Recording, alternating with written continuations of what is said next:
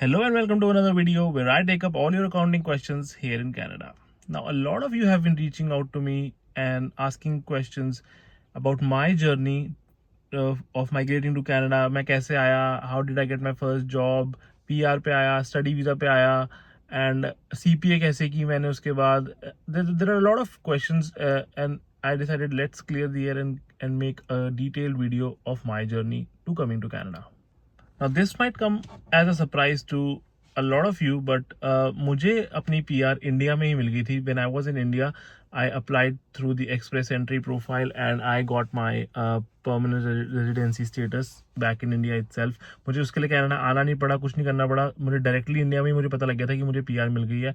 And जब मैं Canada आया तो I got my PR card within 60 days.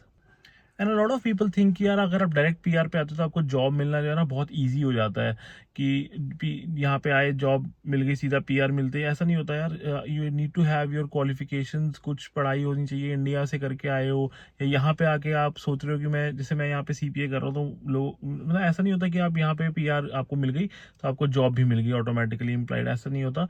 You have to earn your way through to get your job.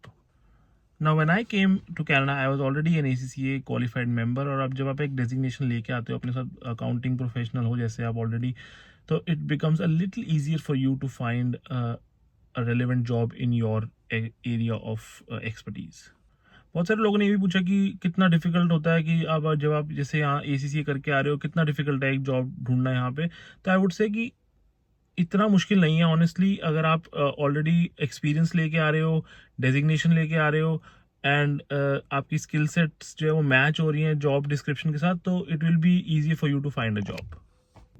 Another thing that I would like to highlight is कि अगर आप India पे एक अच्छी पोजीशन में बैठे हो, मान लो आप मैनेजर पोजीशन में बैठे हो इंडिया पे, तो डोंट एक्सपेक्ट कि यहाँ पे आप आके भी आपको सेम मैनेजरियल पोजीशन मिल जाएगी एक ऑर्गेनाइजेशन में, क्योंकि there is a lot of difference I would से.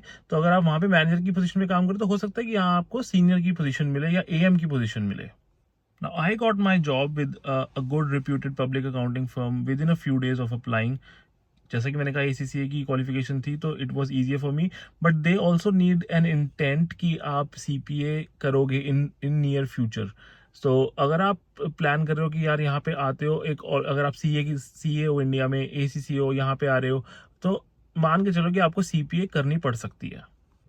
Now obviously I started my CPA after I was employed. और यहाँ पे एक अच्छी बात यह है कि most of the employers are willing to sponsor your CPA course.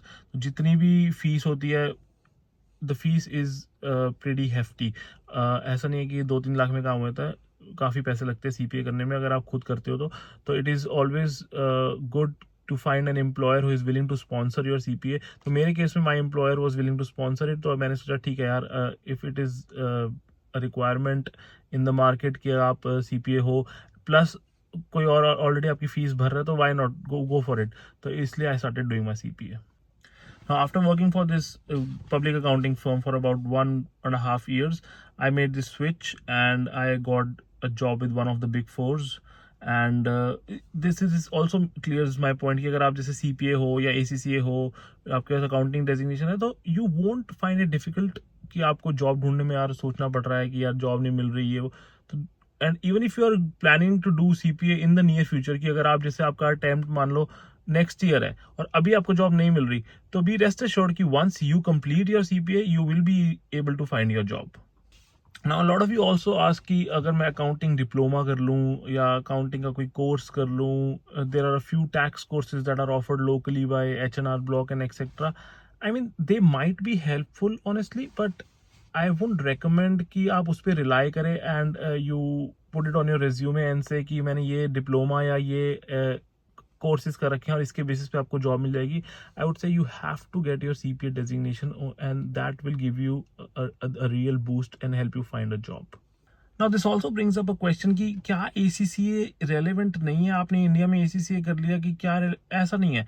ACCA से you can get a very good package equivalent to a chartered accountant in India in one of the big fours, और किसी और accounting industry में आप काम करते हो तो ACCA की तरह आपको बहुत अच्छा पैकेज मिल जाएगा.